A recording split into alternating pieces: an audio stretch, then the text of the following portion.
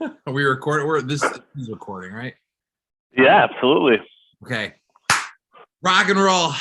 We're doing it lo-fi this time. The Mighty Mayor Roisel. Normally on the ones and twos, and last minute thing came up, so we're gonna be doing this lo-fi. Just having some good old-fashioned fun on Zoom with myself, Ari Lamb, one half of the Bandwagon Boys, and the OG, the grizzled vet, the master of disaster himself, Natan Cohn, is on the Zoom with me. And we are breaking down one of the most fun days of YU basketball that I can remember, but my memory doesn't matter because I'm the bandwagon boy. Natan, how did today rank in terms of fun Max games? I think this is, honestly, there have been championship games in the past. There have been playoff games in the past. There's just been great days, obviously big matchups, big milestones. We've seen a number of those milestones actually happen this year. This is today is the I think greatest day ever, and not just because we have all the superstars that came out to experience it with the superstars of sport, the superstars of the base medrash, all those superstars sort of mashing up together. It was an unreal experience, and the Max really, they came through, right? I mean, some of these days come up, and you never know what the outcome's going to be. I mean, this could you ask for a more dominating win from start to finish? I mean, wow, just wow. Let's break it down. It was such a fun atmosphere. You had, first of all, and let's shout out the personages who were there. First of all, Rabbi Willig Shlita came, showed his support, was getting excited. It was amazing to see him there. You had Rabbi Yehuda Willig, who we'll reference him later again when we break down that awesome video of the Gabe to Terrell alley-oop. You had Rabbi John Cohn there. You had the Rebbeim of a lot of the players there. That was incredible. On top of that, you had Mark Lastry, owner of the world champion Milwaukee Bucks, at the game, specifically shouting out, as close as you can to shouting him out by name. He's like, I'm here to recruit one of you. We were just doing in Zafa Shavua recently, the Yavamos, we were in the sugya of Davar Shalom Olam, right? Like, I was wondering, can you actually draft somebody who's not yet in, declared for the NBA draft? I was wondering, with that speech, if he actually made a pick for the Bucks, right? If that was binding. I'm not sure really how that plays out, but that was, you got to be, I'll be honest, maybe because I'm a nervous guy. Sometimes that I'm sitting there listening to that, right? Like, Kraft was, I thought listening to Bob Kraft was a little bit, was awesome, and definitely Jewish pride and the beaming and all that stuff. And then we started talking about Ryan, right? I was like, oh, guys, it's just game one. Let's get this going. This time I'm really thinking, Manhattanville's got to be like, what are they feeling right now? I was thinking the same thing. I was like, it's just like bulletin board material in real time. Right, real time. It's like, wait a second. Did they just hand them the championship trophy? We haven't played the game yet. Like, I was just started getting a little bit like, guys, we don't need to give them more to play for. Let's let them come. Let's let them come at it. But that was just the fanfare, right, of the day. The crowd was into it. I'll tell you, I never saw a Max crowd. Forget about the presence during the game. I don't remember the gym being at capacity, 20 minutes before game time. I don't remember that happening even in this run. Even IWU, I don't believe it was at capacity. There were people waiting in lines, but like people were in their seats. Everybody was there. Like this place was packed. From the jump, just waiting for that game to get going. You had Amari Stoudemire walked in to a standing O. I think it was later in the game when he walked back in after halftime. Yeah. Which was awesome. After taking a photo in the base measures with Rav Schechter, which was incredible. Amazing. It was an unbelievable moment. You had Enes Kanter Freedom there. And there was this beautiful moment before the game where Berman, president of YU, said a prayer for the situation going on in Ukraine. with Amari on one side, Ennis on the other side. It was a really beautiful moment. It just was a total blast from start to finish. You're right. I've never heard, like the floor was shaking. Like it was unbelievable. Absolutely. The atmosphere was out of control. And I mean, they go on this 9-0 run to start the game. The crowd is as fired up as you could be. The Macs are as fired up as you could be.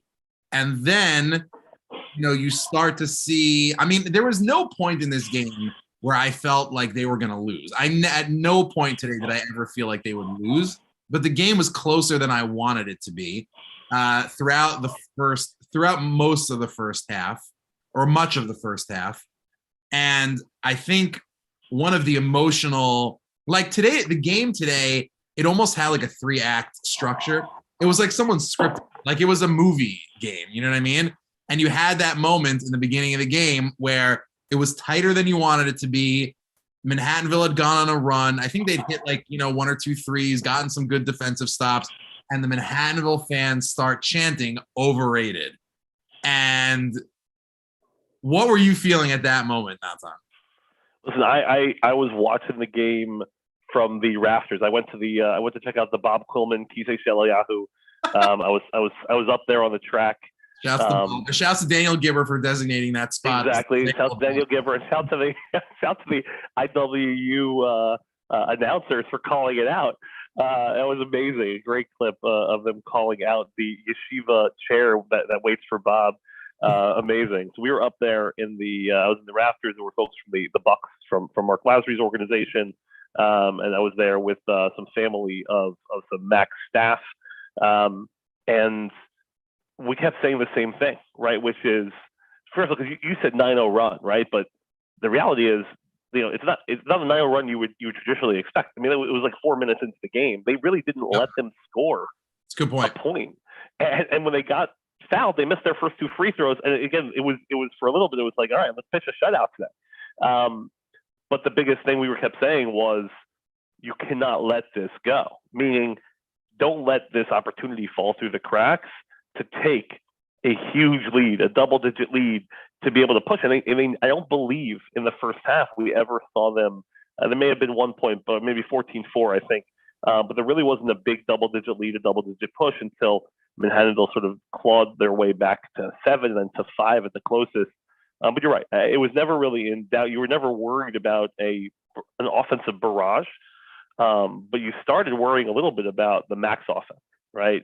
Putting up, 25 points and a half is not what you typically see from the Max, especially when there were opportunities. You saw a lot of one-on-one basketball being played, where Gabe, I think, was 0 for 6 in the first half. Ryan had a lot of trouble even getting position.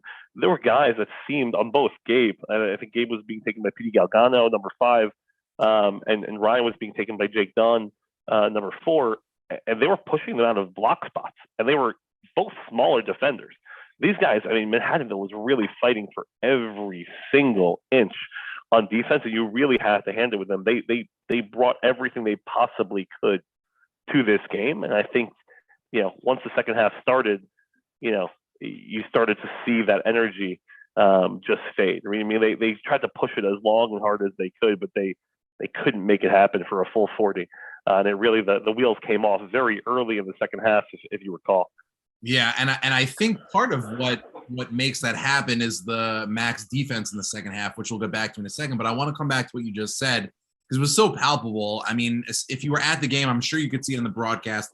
It seemed like any time Terrell or Leifer got the ball, there were like 3 guys physically on top of them. And the refs were, I mean, listen, to the refs' credit, like they weren't calling ticky-tacky stuff. They were letting guys push Terrell and Gabe around. You could definitely see that it was frustrating them. I don't think it was flustering them, but it was definitely frustrating. And there were a couple jump balls. You saw stuff like that, and it almost prevented them from getting into the flow of the offense. Like normally, you'd expect the other guys to pick up the slack, and they're capable of it. And in the second half, obviously, went to town. But it was almost hard to get. What they did, Manhattanville, very well was they really gummed up the motion by especially they were especially harassing. I mean, Gabe obviously played in the low post, but they were especially harassing Terrell if he got anywhere near the block, anywhere near the low post. And they kind of tried to shut down the motion from within the post, which is a smart play. But look, it took a lot of energy, it took a lot of rotating, and they obviously, as you said, they kept it close the whole first half. But what I loved, again, dramatically, literarily speaking, when those overrated chants were going off, my whole, like, all I wanted was it was making Terrell upset. It was even making Lifer upset. And I was like, oh, I so want them to do this personally. I don't know if they did or didn't, but I think they did. And the way they came out in the second half, shutting down, locking down on defense, Terrell slapping the floor. I mean, it was great to see. It's just to watch. Listen, their motion. You even saw, uncharacteristically later in the second half when Gabe completed a 3-point play or got fouled on his first points of the game. We'll get back to some of the amazing plays before that, right? You saw him flex, right? Like it was great. It was so these guys were expressing themselves. There were ways. Do you know who was like built for these games? So we saw it today. We've been seeing it all along, but guys like Ofek and Matan were built for this sort of like in the trenches game. Matan was basically after it really early in the game. I think he went to the line and hit all 4 of his free throws. By the way, they went 9 for 9 in the first half. Free throws, again, uncharacteristic, but definitely within their means. But Matan was on it. And I'm pretty sure, I got to go back to the line, he may have had a double-double today or more, but he was really after it the entire time, offensive boards, and really all about it. And Ofek loves, right? We know Ofek loves that contact in the paint. He had, I believe, 3-point plays both in the first and second half going to the basket. So just those guys really kept them going, kept them in the game, even when they weren't playing well on offense. So we came out with it, like you said, a 9-point halftime lead, right? It wasn't, some of the games we've seen before where it was close and we're actually down a couple points, in St. Joe's or whatever it might be. We were up 9 and the team that we're playing against the championship has only scored 16 points. 16 points in a half. At some point later in the second half, you said they locked down in the second half. They locked down all games. Like I've never seen them lock down before. At some point, towards maybe 6 minutes left in the game, you look up at the scoreboard and the game's already decided, and the Max can relent if they want to, but they've only scored 29 points. Manhattanville with in 34 minutes. It's unreal, and we've never seen that kind of presence before. Again, Manhattanville not one of the better shooting teams, but still, some kind of offense going. They really shut down and contested every single shot that they took, and didn't help. Manhattanville didn't help himself by shooting so poorly from the line, but really just an unreal defensive performance from the Max. I think the 5 starters had, I think, the lion's share of the minutes, and it was the minutes were kind of the starters were in for longer than they usually are. Terrell and Lifer, you always expect to have 30 or above. Halpert had 31 minutes. Ofek had 29 minutes, which he hasn't been doing as much in previous games. He played very well. Matan, obviously a beast, 27 minutes. But after the starters, first of all, I want to shout out a couple of guys. We could talk about him. Number one, Ethan Lasko. The energy that Ethan Lasko brings off the bench on defense, and listen, he shot 3 for 6. He played a nice offensive game today, quiet as he is, but he was penetrating. He was messing up what Manhattanville wanted to do on offense. Ethan Lasko just played such a complete game on both sides of the floor. Exactly what you want from him off the bench. And we've had guys before say it. I think Jay Zuckerman said it in the chat on our last Bolabatim. He just has that experience with Division I intensity, and you can see him bring it in these games. It's pretty amazing. The funny thing is, in this particular contest, if I remember correctly, I think he hit all those 3 shots in the last 5 minutes of the game. I remember the three from the wing, a great drive in the middle. I mean, against Lovett when he gets to see one drop in threes because it always looks so good, and you'd like to see him do more. Oren Batesh really, again, he sort of measured himself. Listen, there was one in the corner towards the end of the game where Jordan had a gorgeous pass to the corner, I think, for his second three. Right? He's sort of deep. Yeah, he was on the other side of the foul line, so not entirely cross court, but like really right at the edge of the other side of the paint. It was gorgeous, right over the outstretched hand, and Batesh was positioned ready to catch, and he was 3 for 3 from three. He really played, and against, except for maybe a foul that was a little bit of a phantom foul, he played great D also, right? And this is the kind of lineup he can play against. Again, not guards that are not big, but he doesn't have to worry about giving up much size. He was playing against Lolito. He was playing against other guys and really holding his own. So it was incredible to see him come in off the bench. You know, Jordan came in and rebounded. He rebounded the ball, right? Like they were doing all the things that they needed to do. You know, mostly avoided foul trouble, a couple fouls here and there, but really a phenomenal performance by the entire team.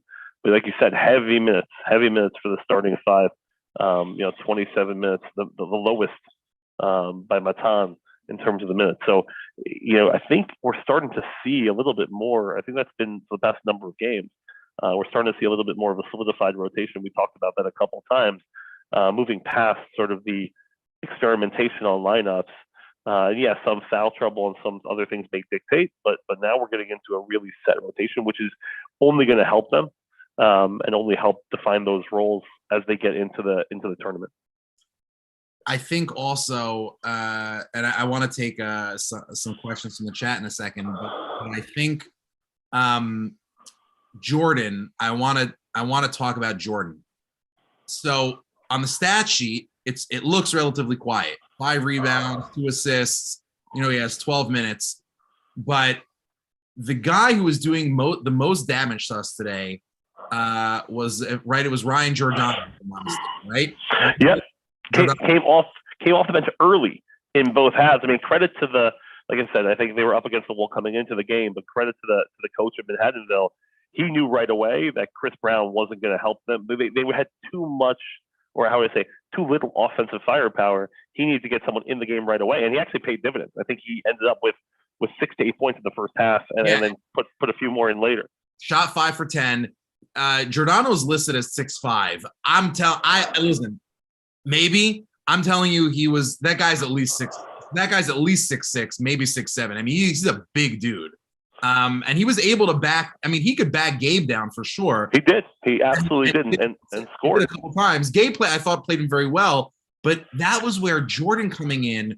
Jordan has blossomed into such a defensive stopper. I think the talent was always there. But I think as he's gotten much more comfortable on this team, in this system, Jack Terrell said it on the last show, you know, he's really embraced his role on this team. I felt so good with Jordan out there. I mean, and there were times where Giordano was trying to back him down unsuccessfully. I mean, Jordan had some excellent blocks. I mean, he's credited with 1 block in the stat sheet, but I remember definitely more than 1 Jordan block. I remember more than 2 Gabe blocks. He's only credited with 2 on the stat sheet. Yeah, he blocked Chris Brown at least 4 times today. I mean, you know, every time the guy tried to put the ball up, except for sort of 1 layup, he got a nice drive from the top. He was blocking him. So I think the one thing with Jordan that we want to see 100%, and I think if he can even trust himself a little bit more, he doesn't have to finish every play with a block. He's really changing the offensive player's ability to get to the basket. And what we see sometimes, unfortunately, I think it happened twice today, which is perfect defense up until that shot goes off and you see those hands come down. If he just kept those hands up, right, and sort of moved laterally, he wouldn't get the foul call, and the shot is not going in because he really is influencing that shot. He's got to trust his own stuff a little bit more, that he doesn't have to finish every play with some sort of sensational block. I mean, it's going to come for him anyways, but he's playing great D regardless of the block. So 2 questions from the chat. Number 1, Ephraim Fisher. Ephraim Fisher, what was I saying to Amari and Ennis in that picture going around on Twitter? I I don't remember exactly, but I do remember. If I recall, that picture was taken. I believe it was right after, or like a minute after, Terrell hit that really nice. It was early. It was like in the first half of the first half. Terrell hit that really nice, like step back, like Dirk style jumper, like that fadeaway jumper. It's a very pretty play. Jonathan Givoni put it out on Twitter, and it's going around, making the rounds. And after he hit that shot, Ennis turns to me and gives me one of these. One of these, like he was impressed. So I was talking to him about Terrell, and so I think that's what it was, if I recall. And then he kind of introduced me to Amari, and we were kind of talking about Terrell. Sam Ham in the chat. Manhattanville played a kind of IWU style game. Are we nervous that in the dance against more IWU type caliber teams, we'll have more problems with the physical play? Nathan, what do you think? So there's two things to address here, and I think one part is true, and one part I think we have to, sort of really sort of, split between the IW style and the ability to actually play that way. So I think what we saw from Manhattanville was a really tough-nosed focus in sort of playing in hard style. But when IW played that style, they were playing it man-to-man, right? You had Pete Lambesis matching up on Ryan, really shutting him down on a man-to-man basis. And while you saw that in certain situations with Jake Dunn and others sort of being able to body him up in the post, it was a hard double. Anytime Ryan faced up, it was a hard double. And you saw that with Gabe as well. So with IW, again, who is a top 5 team in the league, they're going to host in the tournament. I mean, there are not many teams that can be able to play YU or anybody for that matter in really a matchup man-to-man style. I think the other side of it, though, is, there are going to be some really tough games, and it's really great to see the Macs be able to slug out a game like this and play games like they did against St. Joe's, where they're scoring in the high 80s against top teams. Again, Manhattanville not being a top team. I think the thing that I was really, great to see and really looking forward to see going forward is just match it, right? Meaning, if they're going to play you hard, the way to stay in the game and the way to make the game come is to play that kind of defensive intensity as well. And if you can play with that kind of defensive intensity, then you're going to be in the game, right? Even if there aren't going to be so many offensive runs or like the second half, right? That's when it opens up. The problem with the IW game and other games is if you get down by double digits early to that caliber of team, you can't. It's really hard to come back. I mean, we forget they're not IWU, but Farmingdale. They had to come back in Farmingdale from down 15, and it took a whole lot out of them. It was amazing. It was an incredible comeback, and really we should have finished off that game. But it's really hard to come back against tournament teams in that regard. Those teams are much better than Farmingdale. And so you can't get down like that. But the way to do that is stay in the game by matching the defensive intensity on your side of the ball. So hopefully they learned a little bit that, even if you score 25 and a half, that's okay as long as you hold the other team to 16. So in the chat, we have Mish MCR, Michmacher. I hope I pronounced it correctly. It was good to see that even though Gabe and Ryan Terrell didn't have their best games, the other guys stepped up and still won big.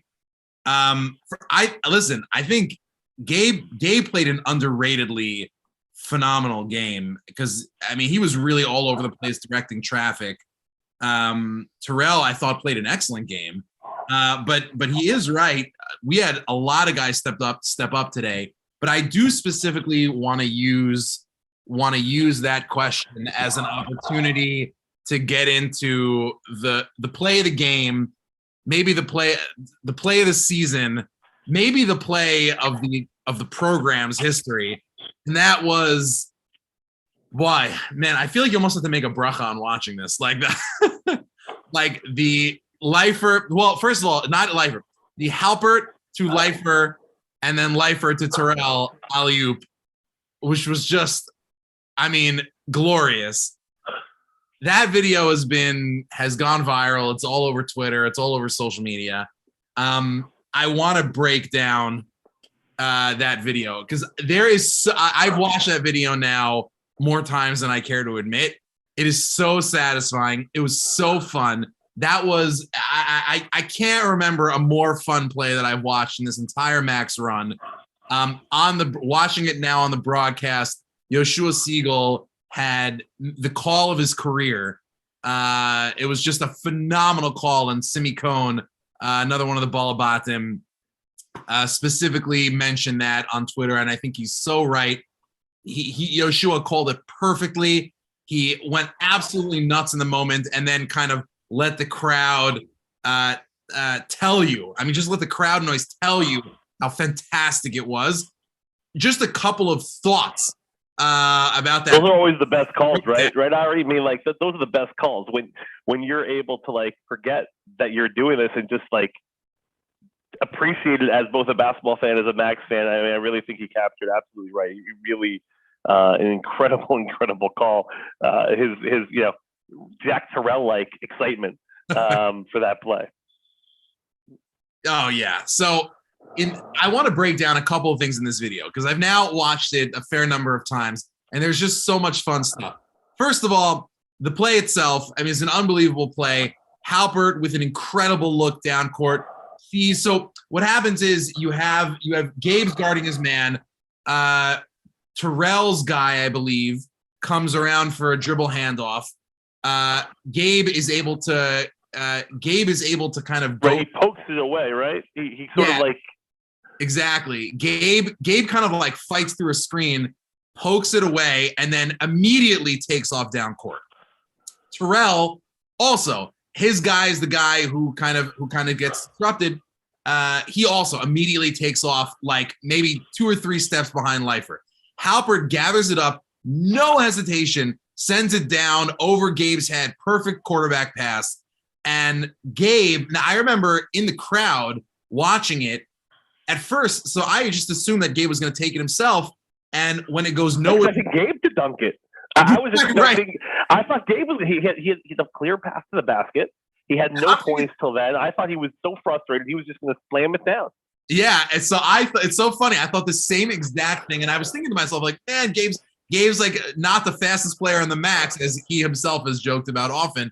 So I'm like, oh man, I hope there's no chase down block. Then I see the shot. Then I see what I thought was a layup attempt go nowhere near the basket, and for a split second, I'm like, oh no, this is such a good chance. And then you see Ryan Terrell fly in, and then you realize, like in a split second, what a perfect Gabe pass it was. Terrell comes in, thunderous dunk, and then a couple of things happen, all of which brought me just unspeakable joy. First of all, Gabe knows exactly what he's doing. He immediately reenacts the D-Wade part of the D-Wade to LeBron alley-oop, takes off down the court with the soccer wings, right? Number one. Terrell, I mean, has an out-of-body experience flexing and runs down the court with the biggest smile on his face that I have seen in his entire Max career. When you watch the video as the alley-oop goes off, you see Yehuda Willig's son in the front row, absolutely lose his mind, and he jumps out of his seat, is going crazy. It's incredible to see. At the very bottom of the screen, as Terrell is running back, you can see Rabbi Dr. Ari Berman get up out of his seat and start high-fiving people. Also a great moment. Somebody pointed out on Twitter, I can't remember who it was, someone pointed out on Twitter that when the alley-oop happens, the players go nuts, which is amazing. But the coaches stay sitting the whole time, and it's like, yes, that's what good coaching's about. The cool, blah, blah. But if you watch the video, which is true, but if you watch the video, when it happens, Elliot Steinmetz grabs Coach Joe Schwartz and has this moment of like, oh my God, did you see that? And then they play it cool. It's such a great. You could watch that video and find new stuff in it for hours. It is literally it's now the Zapruder film for YU basketball. It's I was sitting. I mean, listen, I had the privilege of sitting at the media table with some wonderful guys like Wayne Cosner from the Daily News, and we were hanging out there, and we saw the play developing, and it's right basically under the basket, right where we're sitting there. I jump out of the seat. I run down, half the sideline, past the hype squad. It was unreal. I mean, it was just an unreal moment. And you're right. Like the bench I saw the bench sort of leap out. I mean, they were just so. It's one of those moments, right, where like I'm expecting them to hold up, 10, tens, from the dunk contest. Like these guys were just going nuts. There was flexing. You could see shell shock look on the Manhattanville faces, right? Like even the Manhattanville fans, right? You can see across the board. We're like, wow, all right. They look like they look like they were at a funeral. It was crazy. I mean, at that point, if I remember correctly, I think that dunk may have made it double up to 48-24. Like it wasn't. Yeah. The game was out of hand. So it was just an incredible play, that I think just felt like so much joy and relief at the same time, right? Basically the frustration of a first half sort of chain to that happening, and knowing, right, it was almost at that moment they knew this game was in hands, right? It was just an incredible feeling to be there in the gym for that play and just to see what it meant. And I expect you're right. We could break it down from all angles. I'm sure Max Live has a ton of angles that we can see and look at it again. The close up view, I think, that came from the corner camera is fantastic. And you see Ryan's head, by the way. You see Ryan's head above the rim. It's beautiful. In the chat, Zach Unger asked, how did Gabe see Ryan? I think in that third angle that they showed on Max Live, that corner angle, you can see, right? I think you pointed this out to me, Nathan, as Gabe is running down. Yeah, like every team, Ryan's calling for it, right? Ryan's telling him he's behind him. It still doesn't explain, by the way. I mean, like, Gabe could have done a number of things off the backboard, figured it out, whatever it is. He literally, I mean, it's just unreal. It's mind-boggling. He literally throws the ball behind him without looking at all, right? Just knowing and trusting that he's going to be there, and it turns into one of the most amazing moments in Max history. It's just an unreal play in a championship game to really seal the deal that was already, sealed at that point in time. But really, I think it brought the house down. And I had never heard the MSAC, and again, even in all the close games or whatever it is, that was just pure. Everybody up on their feet across the board. It was awesome. And that, so in Sam Trash in the chat, do you think this was an overall bad game for scouts to see Ryan? Also, is there anything in our literature to suggest he's not Mashiach? Sam, we love you, Sam. Rabbi Sam Dratch, unbelievable question. I actually think this was a good Ryan Terrell game. Like it wasn't his best game of the season, but I thought Ryan showed incredible leadership. I thought that he, I mean, look, he shot 6 for 16. That doesn't look great, but there were a lot of, I mean, he was getting mauled. There were a lot of calls where I thought he should have gotten the call. He went 1 for 5 from 3, but the 3 that he hit was a big 3. Went 3 for 4 from the line. He had 8. I mean, listen, he had 8 rebounds, and they were good rebounds too. Like I thought Ryan played a very solid game. And look, he was the focus of like a triple team every single time down the floor, as long as Manhattanville had energy.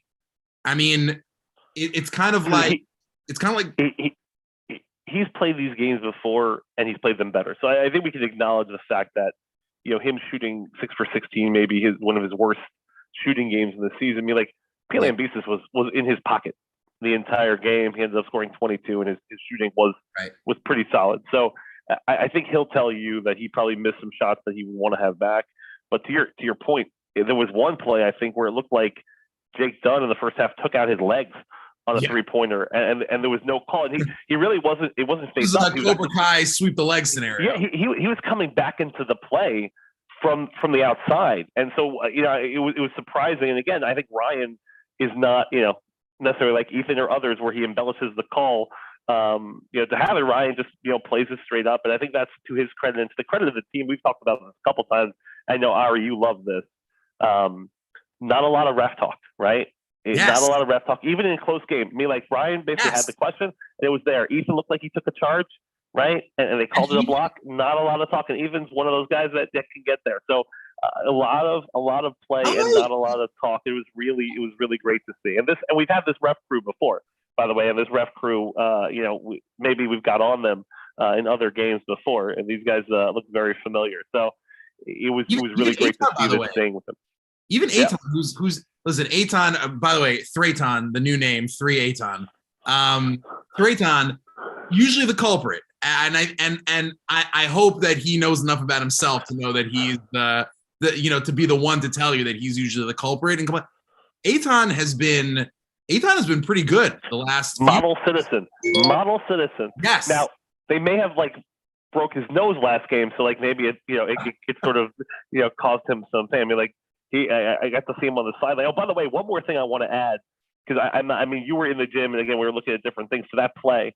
So I don't know if you noticed it. It just happened to be that sort of was looking. So I believe I could be totally off base on this in terms of what the game situation was. 2 plays later, I believe we hit a 3. Yep. Or they maybe hit a 3, call timeout. Basically, they called timeout. They hit a couple plays. They hit a 3, and then we came back down and hit a 3. I think Owen hit that right, and so they called timeout. And if you saw, it's like one of those things. Ryan went over to Gabe after timeout and was like, I mean, I couldn't, they were on the other side of the court, I couldn't see what they're saying, but he went to them and he pointed, and they were like, they did a little handshake, and it was like, again, I think that was the beauty of it. They knew how special that play was, right? And that it just added. It's going to add to the mystique of that play. By the way, in the chat, Vada Batchanim, can I order a chetzi zeti shawarma no chips, please? Amazing. Shouts Vada. Well, Poppers might have to. We'll see. Well, we could bet on sort of what the outcome was. Maybe Poppers will get it for us. I want to get to a question from MDK 432. Before we do that, I just want to say something about Eitan Halpern, because I've been tough on Eitan on the show. This was such a fabulous Eitan Halpern game. He, first of all, shot 4 for 7 with 4 threes. He was lethal from downtown. And his pump fake the last couple of games, watching that Eitan pump fake, he sends guys hurtling 3 rows up into the stand. It is great. I think we've now seen him 15 times in the last 2 to 3 games. Use that pump fake, maybe take a little shuffle and then hit that 3. He is money after that pump fake. It is an incredible, incredible play. And Oren Batesh also 3 for 3 shooting tonight, all 3 from beyond the arc. Oren Batesh has shot himself into a mini Halpert over the course of the last couple of games, and it has been great to see. It opens up the offense in such a fabulous way. That point is huge, and it can't be understated. I want to harp on one other thing, but I first want to talk about that point, because what's going to happen now, which I think is incredible, is that other teams are going to watch the film, right? And they're going to see Oren Batesh, and they're going to look at the stats, right? He probably puts up, I think, either 4 or 5, depending just on the volume of threes, even though with much less minutes in terms of the volume there. And they're going to know he's a guy to key. When he comes off the bench, we've got to watch, that 3-point shooting. What that does, right, is that we have to know that does open things up, right? If they're going to start keying out there, that means we can get back to the high post and some of the other areas. So I think that's the first thing. But I want to harp on something you said, right? Eitan is I believe, and if I'm not looking at the sort of the annual, so he came into the game, I think, shooting somewhere around 48%. So he's probably pretty close to 50% on 3 after the 4 for 7 performance. We got Oren, who had a rough 2 games before, and a great game, I think 3 games ago, where he hit 6 threes or whatever it was. And now he went 3 for 3. So we have 3 guys in Ryan, Oren, and Eitan that are shooting in near 50% from 3-point range. I think this is where, as a team, and you start to value possessions. We shot almost 80% from 3 in the second half. Listen, we shot 26% from the field in the first half. So there was a lot. We talked about IW. We knew the second half would balance out. It was the same for us. We just hadn't experienced that before. Even when we don't score, I think the one thing I want to, what I'm really looking forward to, and to see what happens. And I say this all the time, and I say this, how big a fan I am of Ofek, how big a fan I am of Ethan, but I would rather have Eitan and Ryan, and now Oren shooting contested threes before I watch Ethan and Ofek put up open threes, right? When they get the ball and these guys back off and they have the piece, both those guys can drive. Both those guys can drive and dish. Both those guys can pass, cut, and get the ball back and good opportunities to score. We can't settle. When it comes to the tournament, we can't waste possessions by settling. If we have guys who we know shoot on a season, right, 33% or less than 30% from three, we have to if we're gonna take those threes, especially early in the clock, I'd much rather see them put the ball in the paint. Gabe is kind of the if factor, right? Sometimes he's feeling it and definitely go for it, but he usually checks himself, right? He usually doesn't, put it up unless he's sort of feeling it in the moment himself. So that's what I want to see going into the tournament is we have three legitimate 3-point shooters. Gabe is sort of our fourth. Let's just push the offense in other places. I don't want to see Ofek settle because he's so devastating going to the basket. It's a great point. And so I want to take that question from MDK432 in the chat. How do you think YU's defense will adjust to facing opponents who shoot much better from the field and free throw line than their opponents in the conference tournament?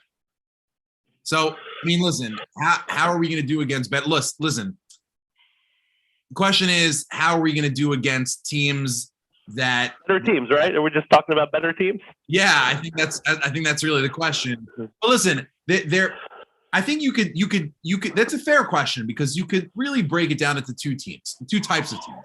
There are teams that shoot well from three, right? Which is another way of saying better teams than we've played in the Skyline, which legit question. How is YU going to play against just like much better teams? We're going to find out in the conference. But then there's the question of what do we do against teams like IWU, for example, that don't necessarily shoot the three that well and just happen to shoot the ball lights out against us, right? Like Ryan Soroka on IWU going off for like, I don't know what, like he had 70 points against YU in 3 minutes of play, right? So what do we do against teams like that?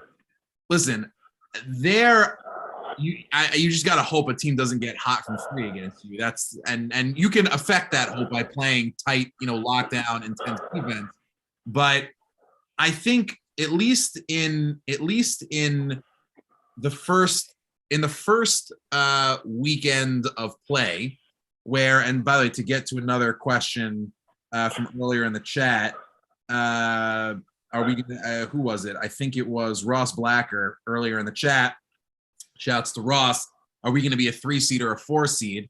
The implications there, at least according to Ryan Scott on Twitter, our friend of the show, a couple of about an hour or two ago, if YU is a 3-seed, we likely end up in a tougher overall pod, right, with a team like Randolph-Macon or Marietta. If we're a 4-seed, we probably end up in a weaker overall pod with a team like Stockton, right? I don't exactly know how that works, but that was what I gathered from Ryan.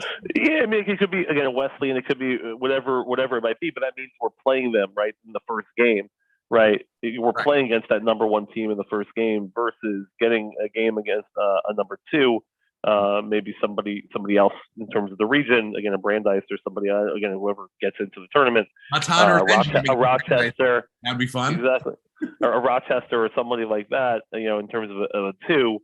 And then we'll play against that top team in the next round. Again, we got to play them anyways. I think I want to go back to the question, which is I go back to the recent memory, right? I go back to recent history, which is St. Joe's, right? St. Joe's, Connecticut is it's a legit team that's going to be hosting the opening round.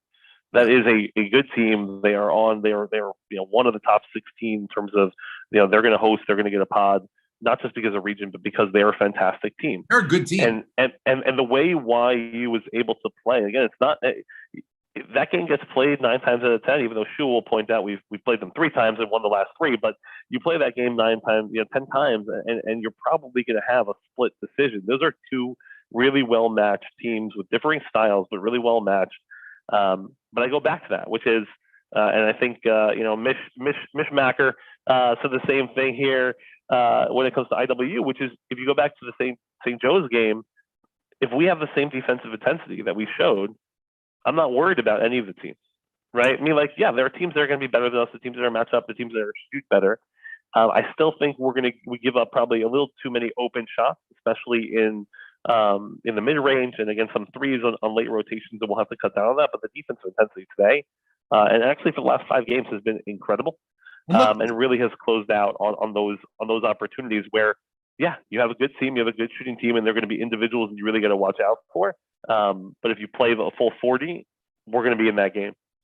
listen, earlier in the season, we were pointing out long before the IWU game against conference opponents that our guys, that the Macs were not boxing out. We had been pointing this out as a problem. I mean, real early in the season. We have now 1993. I think it's been. Yeah, right. Hashtag box out theory. The box out theory is real. Don't let Bob Coleman fool you. And by the way, Bob now totally acknowledges the box out theory. So the last couple of games, so, by the way, definitely against St. Joe's, which is a ranked opponent and an excellent team, but also against, look, Skyline opponents. They're not as high quality as what we're going to face in the tournament, but we have seen the last couple of games, we have seen serious boxing out by Max players. What we can gather from Gabe's post-game remarks, I believe after Mount St. Vincent, or maybe even after Sarah Lawrence, this has been a focus for the team. Like, they're aware of this. They have been working on it. They've been practicing it. You can see it from Gabe. You can see it from Matan. You can see it from Jordan. You can see it from Ryan. You can see it from Open. You see guys boxing out, and it's good to see. So listen, we're playing the best basketball now that we've seen from this team, I think, all season. I still think we have the ability to step it up even another notch. I think we have another. I do think we actually have another gear to get to. Sure. But if we are a 3 seed or 4 seed and we end up in a tough pod, look, within 1 or 2 games, if we're in a tough pod, like with a Randolph-Macon or with a Marietta or a team like that, within 1 to 2 games, we are going to be playing one of the best teams in the country.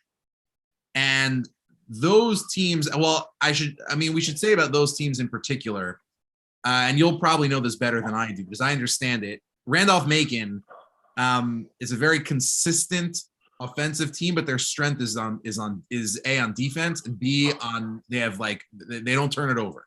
So they don't make a lot of mistakes. Yeah, it's Buzz Anthony. I mean, he's incredible, but the whole team is fantastic in that regard. Infinity and beyond. So we against Macon, now at the same time, Randolph-Macon, I believe their coach has gone on record publicly as saying like they have trouble with the motion offense. And so we might listen. They're one of the best teams in the country. They also dodge us more than anybody else. So, Right. I think we want that game. I think like the Max players want that game. Listen, if it wasn't happening the opening weekend, right? It would happen if we got through to the round of 16. Meaning, this is my there is no avoiding this. You're holding it up for one game, potentially, but it's the Max are playing their best basketball, and that's maybe Elliot's onto something when he says it's really about our execution and really how the team executes, because ultimately that's what's happening right now. Is that no matter who they play, they got to execute. To your point, I know the haters are going to say Skyline competition, not just Skyline competition, but the number 1 and number 2 teams in the Skyline got upset, and we didn't even have to face them on the way to the Skyline Conference tournament. But you know what? 35-point win against Purchase, 27-point win against Mount St. Vincent, and today, right, a 34-point win against Manhattanville in the final. This to me, as both a fan and just seeing it live up close and personal, this is the same as beating St. Joe's. It really is. Handling your business the way you're supposed to handle your business and playing just a relatively flawless game. Yeah, against St. Joe's, it's only going to be a 5-10-point win at most, right? But against these teams, it's going to be a 30-point win, and that's what they're doing, and that's what we've been waiting to see. We've made to take everybody seriously. I don't think they took Farmingdale seriously. I don't think they took St. Joe's Long Island. For sure, they didn't take them seriously. They weren't ready for IWU, and those are the only stains on the record. But they had close games with teams they shouldn't have had close games with in the Skyline Conference at different points in the season. This is finally a huge stretch where we're seeing them in the last few weeks take everybody seriously and really play 40 minutes of intense basketball on both sides. You can't ask for anything better going in to this time of year. This is when you're supposed to be peaking, and they are peaking. They are playing their best basketball. Yep, and I think that's ultimately the point. if we're gonna listen, if we're just gonna roll over for any of these good teams, then we may as well just go home now. If we want to make an actual deep run into this thing, if we really think that we have the ability to make a deep run in this thing, we're gonna have to face a Macon, a Marietta, an Illinois Wesleyan, an Oshkosh, a Platte. We're gonna have to face one of the. We're gonna have to face that caliber team at some point. May as well face it early on and show that there's something and to show that there's something going on. And by the way, I will tell you, if the Macs lose to Randolph-Macon or to a Marietta, and we should talk about Marietta, meaning Marietta is a very different team than Randolph-Macon. And by the way, neither of those teams are the number one team. The number one team going into this tournament is probably going to be Oshkosh. Oshkosh, right? They are unreal. But every single one of these teams, right? If you look at Marietta, right, Randolph-Macon's been sort of running away with their conference. I don't think their games have even been close for a good month and change. I think they had one on the road, which may have been close, or even at home to someone they shouldn't have been. Right, but other than that, to Christopher Newport, right? But Marietta, that was a while ago. I think even before the break. But I think that Marietta won the ODAC by 2, I believe. They beat Mount Union in a 2-point game. So there are potentially, and Oshkosh and Platteville obviously have been playing incredible games. And who knows? Maybe we do, or maybe we don't have the personnel to be able to do that, right? And to be able to replicate some of these blueprints. But it's not just about us. We have to look at what some of these other teams are doing to slow down their players, right? North Central beat IWU, right? What did they do? It's not only the familiarity that helps, but at the end of the day, it's having a guy like Matt Helwig be able to put on it. We have a guy who can put on a show. So there are ways in which to attack these teams that we can play. We can play with them. I don't think there's an idea of YU's going to be a 3 seed or YU's coming from the Skyline, and they're going to step on the court and just be totally out of their element. I really think since the IW game, they know what intensity level they need, and I agree with you. I think they have even another gear to be able to push. And by the way, shouts to Simi in the chat. What book is behind me? That is a book of Rembrandt paintings. So make of that what you will. I thought that was a fire starting. I was worried I was going to tell you to grab the dog, grab the kids, and get out of there. But the truth is, it's a Stender balancer, is what it is. So look, I have like a little mini rant here. We have been Sports Illustrated cover jinxed into oblivion from the beginning of this season. From the moment these top 25 voters put us at number 2 and then bumped us up to number 1 before we'd ever earned it. And I know I'm sure that I have said something that contradicts this in the past before we lost IWU, but I don't care. We have been jinxed into oblivion from the beginning of this season. We have been the front runners. We were the guys with the targets on our back. We were the guys that everybody wanted to beat.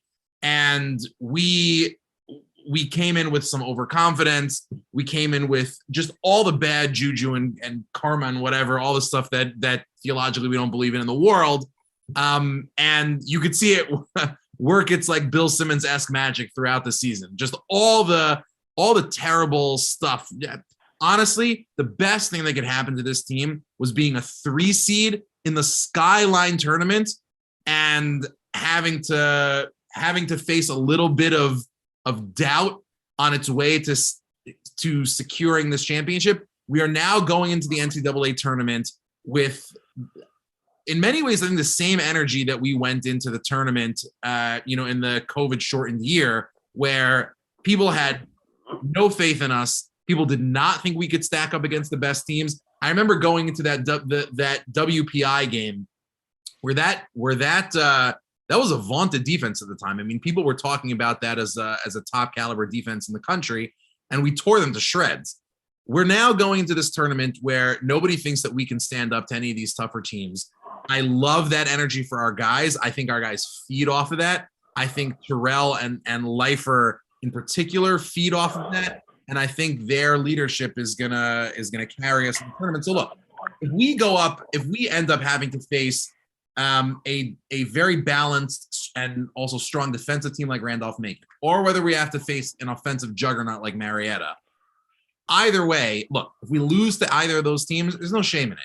I mean, you play one of the top teams in the country and you go down, all right, listen, it was a super fun ride. This is an amazing season. I loved every second of it. Wouldn't trade it for the world.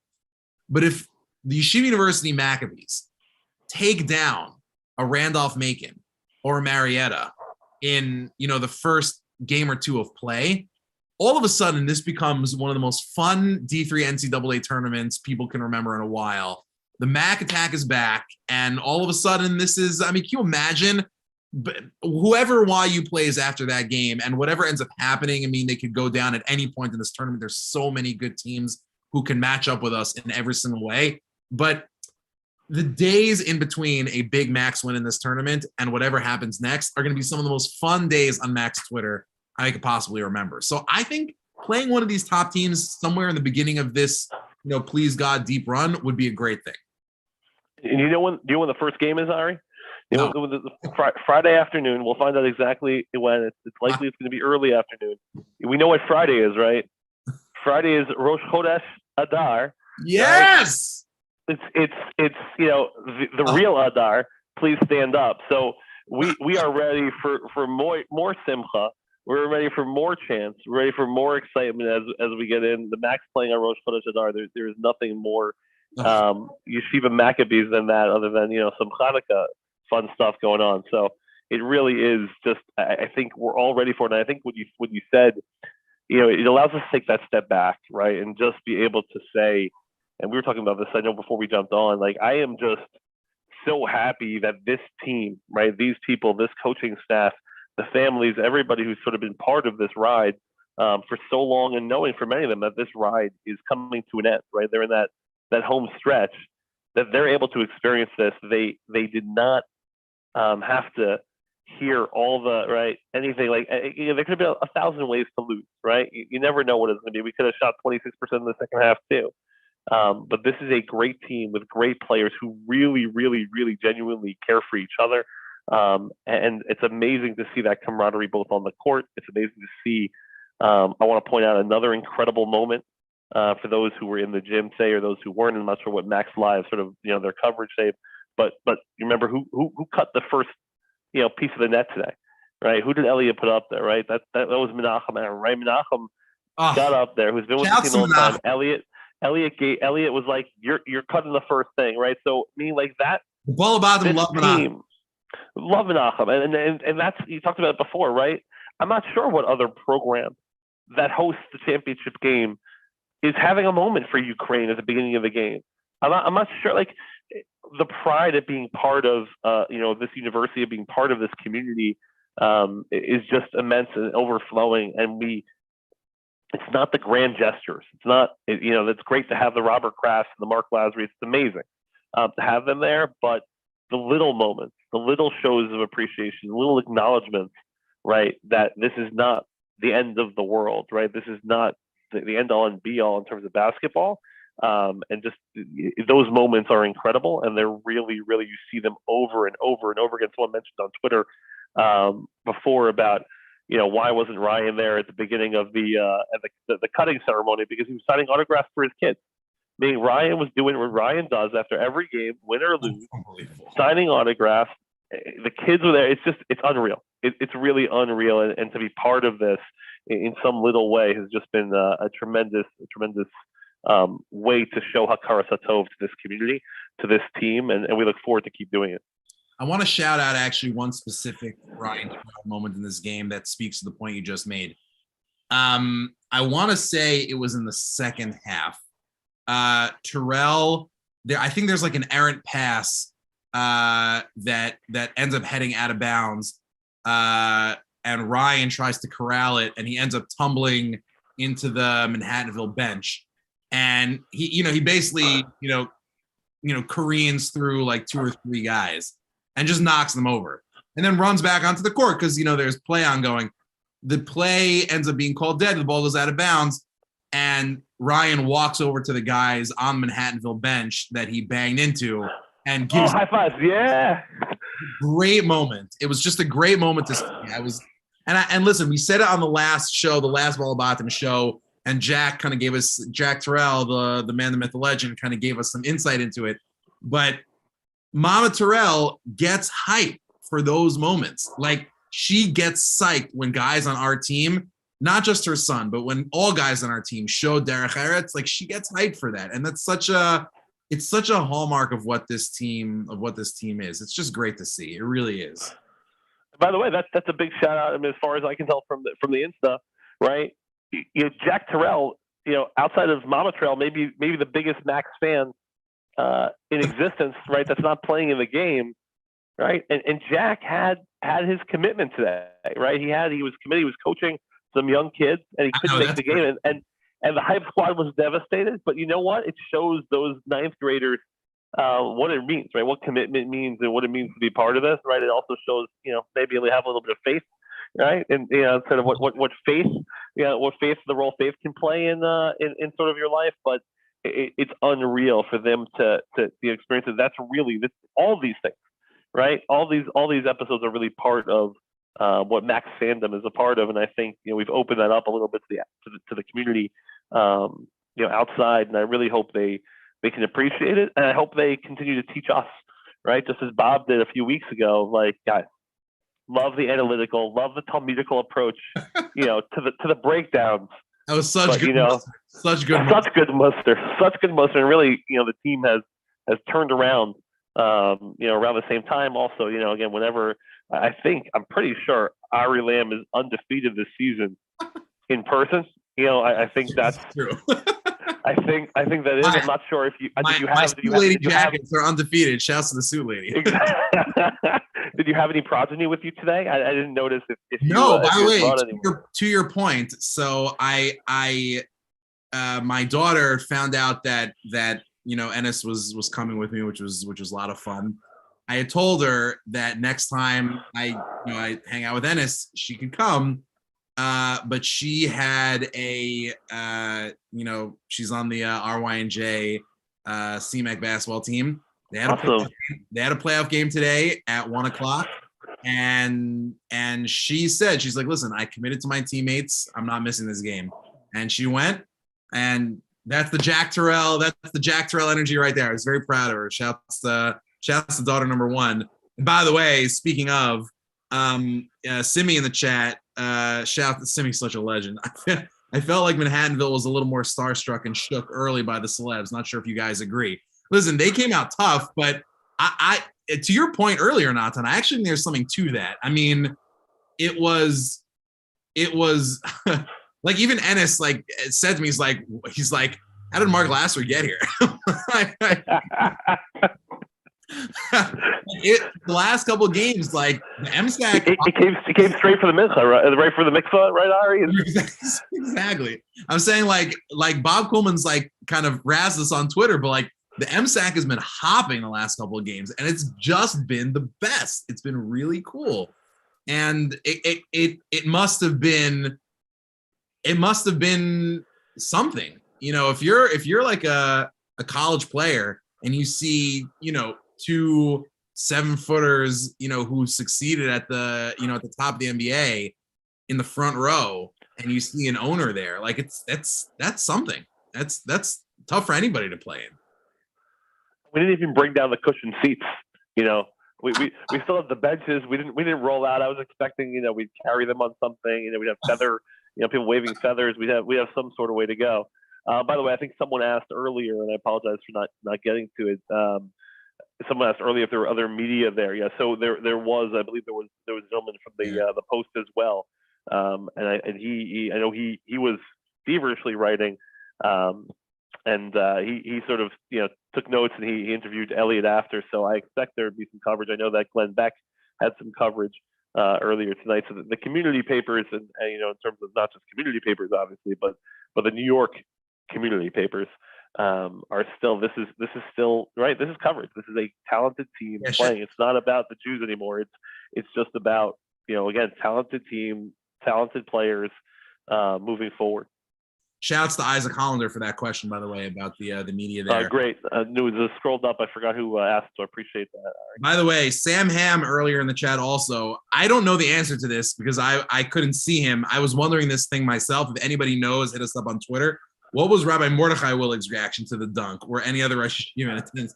I saw his son's reaction. You can see it on the broadcast. Rabbi Yehuda Willig went absolutely nuts. What did Rabbi Willig do? I don't know. But if anybody knows, that would be like the scoop of the century. What was Rabbi Willig's reaction to the alley-oop? I would love to know the answer. By the way, Isaac Hollander, good point. Yes. Who's Bruce Beck, right. My bad. I was just trying to see if anyone was paying attention. Yeah. Zebby Fisher in the chat. Every time Gabe or Ryan get interviewed, they show such humility. A major part of what makes the team special. That's exactly what we're talking about. It's great to see after the game. It's great to see the kids mobbing both of them. And they sit there. Now it's every game. It's every single game. They're out after that game for a good half hour, just taking pictures with kids, giving autographs to kids. It's the best. It's the absolute best. I said to the top in the bench today that kids in Teaneck, kids in the Five Towns, kids in LA, I'm sure Jewish kids across the world in any town or city where there are Jews. And I've seen this with my own eyes. You have kids who will say, like, who are your favorite basketball players? They'll say, like, Giannis, Steph Curry, and Ryan Terrell. Like, I've heard that with my own ears. And it's the best. These are like fifth grade kids who these are the basketball stars in their universe. It's like Bob Quillman says, when you're this age and basketball is just this pure fun thing for you, you're not making distinctions between D3, D2, this, that. Like, it's just great. It's just so great to see. It really is. It's what's going on around them. I think, just incredible. I think to your point, it comes to the top, right? Meaning Elliot has been the most humble, right? And sort of, coming through, not the most humble, in terms of, that standpoint, but just in terms of the way in which he conducts himself, the way in which he's envisioned, I think, the pedigree for this team from the get-go, right? You hear about it even in his interviews in terms of what could be and what can still be in terms of national championship contenders. But he's so modest and so focused on the players and giving credit to the coaches and others when it comes to doing interviews. And I think you'll see that as well. You mentioned sort of the community. I wanted just to share something which I thought was really nice, and you do this much more often, so I hope I didn't screw it up in some of my responses. That I was talking to. I mentioned Wayne Coffey from the Daily News, and he's sort of working on the project as well.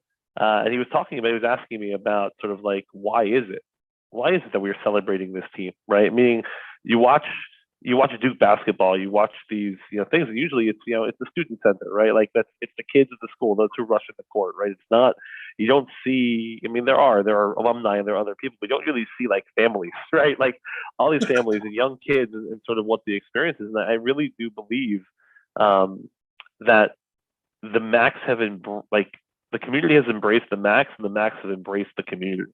Meaning they have really been receptive to the Jewish community in New York, right, New Jersey, and sort of around them, but they also to that broader Jewish community and their roles and responsibilities. And I think that growth and that kid saying Ryan Terrell, it's about the ball, but it's also about the accessibility. It's also about how they carry themselves. It's about all those things, and I think it's just the pride and the Jewish pride that they're sharing that really comes out. And it's incredible, and I wanted him to realize that it's a communal, right? Like these are our brothers, right? In terms of on the court, off the court, it doesn't matter. Religious makeup, it doesn't make a difference, right? They're representing Yeshiva University, they're representing the Jewish community, and it's just an honor and a privilege to be able to see that and experience that. And the kids, to me, are always the best part of this. Oh, it's such a good point. So listen, a couple odds and ends before we wrap up. One of the underrated great moments of the game. So it has come to be a Max fan tradition every game that the Macs are up big and we start to head to garbage time to get a "We want Boker" or Ryan Boker chant going. And because Coach Elliot Steinmetz is a tactical genius, he put Ryan Boker in with a minute or two left in the game. Ryan Boker got a minute, and he went 1 for 1 from the field with a beautiful turnaround move in the post. And when Ryan Boker hit that shot, first of all, he gave like finger to the bench, which was awesome. Near the crowd, and like he's such a good sport about it. Shouts to Ryan Boker, he was great. When he hit that shot, it was almost as loud as the lifer to Terrell alley-oop. It was so great, like people loved it, and it was just so fun to see. If you listen, I went back and listened to some of the broadcast, and we should talk about, we should say a quick word about Max Live and how great they've been this year. But it was nice to see. Dude, I feel bad for the team that just won their conference tournament at 500, and their broadcast has not been doing well all season, and they just squeaked in. They have to play Max Live in the first round. I feel bad for that team. They do not know what is about to hit them. Poppers hasn't slept in 6 months. They do not know what is coming. They are going to get the floor wiped with Max Live. They are the number one overall seed. They are the Oshkosh of broadcast. Exactly. People have been saying this ever since the Illinois Wesleyan game and the Max Live broadcast started getting some more attention. Anyone who knows anything about sports broadcasting has shouted out Max Live, the Max Live broadcast team, as an absolute, tier one broadcast in college sports. I put that broadcast up against really any of the best broadcasts you can see in college sports. And at this point, just the quality, the cuts, the replays, the interstitials, the play-by-play, the color. I'd like to request some more variety in commercials, but that's my only complaint. And that's not on them. Shouts to Lekket Izzo, by the way. I always love that guy. I love, huge, big fan. But, Yoshua Siegel, by the way, was so good on the always play. Continues. He's always great. He had the call of his career today, which is very fitting. But I specifically want to shout out in the waning moments when they brought in Alon Jakubowicz. He shouted out a fellow member of the Balabatim, the OG fan himself, Moshe Kolat, who was referred to him as the human victory cigar. I thought that was great. I'm going to refer to Moshe Kolat, by the way, from now on as the human name generator, because he literally, it's like plugging it in, and he left and right spits these things out. The Eitan Halpert spell, take all the E's and replace them with 3's is just brilliant, right? We got he's even in with the kids, right? You got the arm and the strong emoji. It's just like he's got everything going. It's going to be, when we finally sell some merch here, Moshe Kolat is he's the driving force behind it. Shouts to Moshe. By the way, quick question from Michmacher, and by the way, there's going to be like. We should pronounce it a different way each time. I think.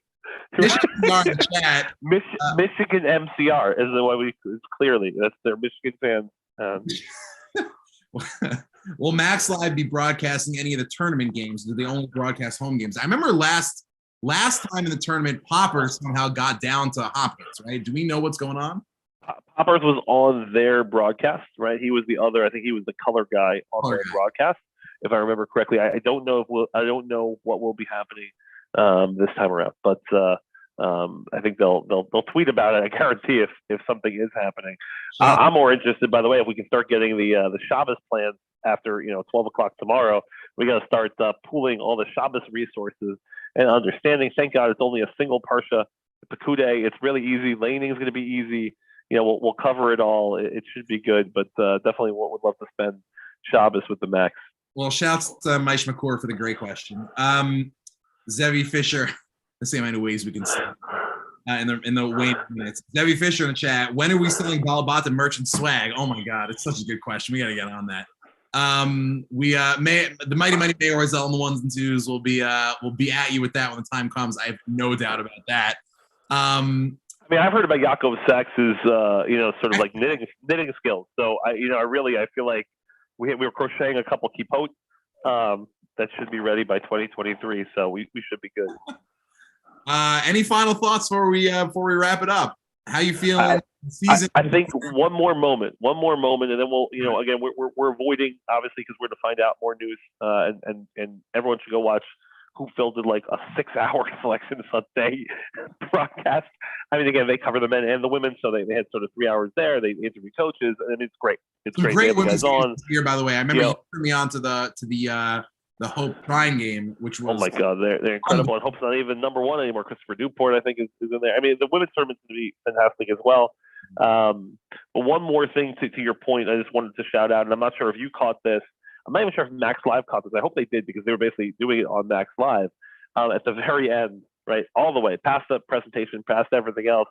It started with you had Ethan sort of like holding court at the Max Live table up in the stands.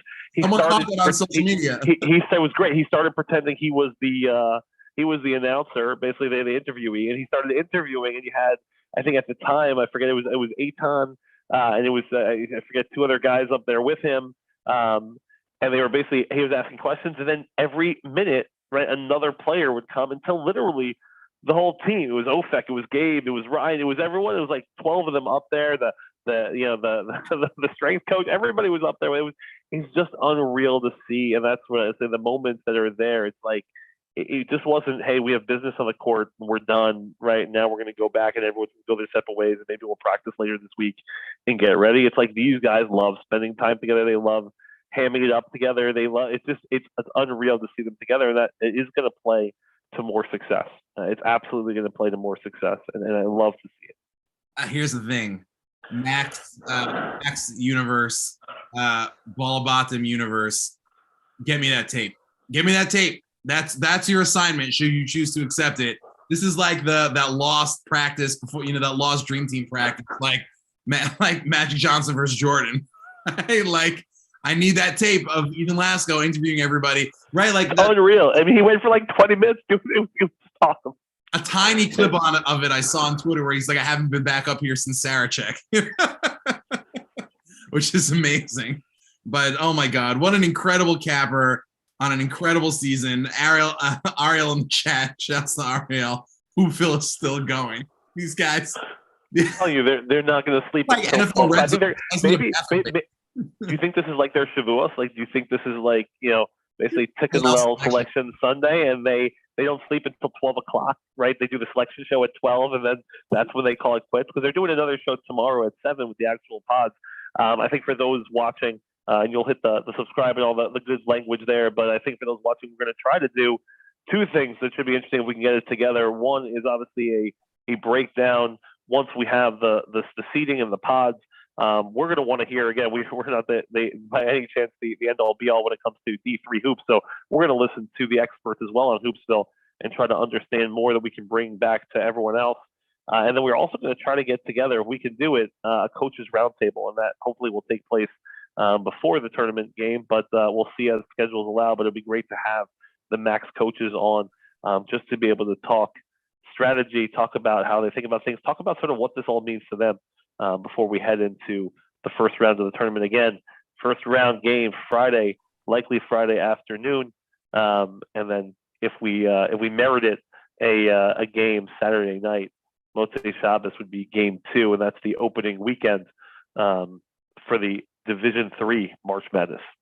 That is going to be, by the way, just we should say a quick word about that. Those Motzei Shabbos games are so killer. That might be the toughest hill our beloved Max are going to have to climb. Not knowing until after Shabbos who they're going to play exactly, even if they can. That story. I mean, that story from the previous tournament, which is nuts. They thought they were going to play. Who was it? They thought we were going to play Hopkins. They end up playing Penn State Harrisburg, I want to say, right? It was unreal. I forget the exact team. Shu would definitely know, but like they didn't get like the brief until right after Shabbos. They sort of handed a paper saying, actually, we're playing these guys, and that's that. I mean, in terms of what everybody else gets to prep with versus what YU may get to prep with, it's just worlds of difference. And I think that's as we say, right, more than the Jews have kept Shabbos, Shabbos has kept the Jews, and it's great to see that continue for the Max. And they say it with pride, right? When they talk about that, they don't talk about the disadvantage. They talk about it as a source of pride in terms of that. No, we got Shabbos. That's obviously what was going to happen. And that's what makes you so proud. I love it so much.